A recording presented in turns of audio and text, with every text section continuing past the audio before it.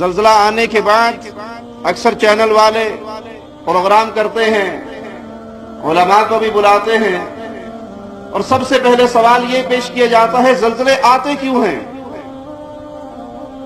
شرم نہیں آتی یہ سوال کرنے والوں کو؟ یہ سوال اس ٹی وی چینل پہ بیٹھ کے پوچھا جا رہا ہے کہ زلزلے آتے کیوں ہیں جس چینل پر 24 گھنٹے فاحشہ اور بدکار عورتیں ناچتی ہوئی تھرکتی ہوئی نظر آتی ہیں، جہاں ساز، ڈانس، گانے، باجے، گھنگروں کی آواز گونجتی ہے، جب زنا عام ہو، جب شراب عام ہو، جب ناچنے والی سروں پہ مسلط ہو، تو آسمان سے پھول گریں گے یا زلزلے آئیں گے؟ زلزلے کیوں آتے ہیں؟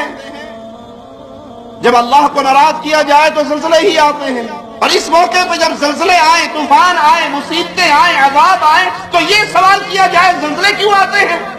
اپنی اداؤں پہ غور کرو، زلزلے کیوں آتے ہیں؟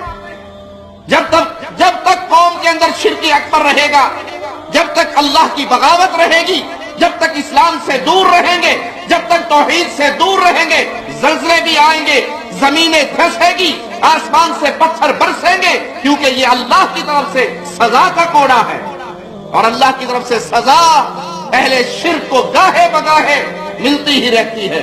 عقل مند ہے وہ جو ان سزاؤں کو دیکھ کر توبہ کرتا ہے، رجوع کرتا ہے اللہ کی طرف، معافی مانگتا ہے، اللہ کو راضی کرتا ہے۔ اور ظالم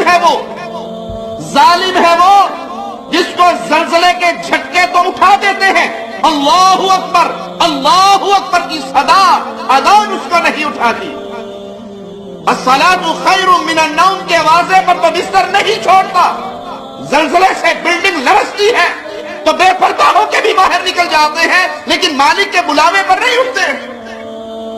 لوگوں آؤ اللہ کی توحید کی طرف لوٹو، لا الہ الا اللہ کے فہم کی طرف لوٹو۔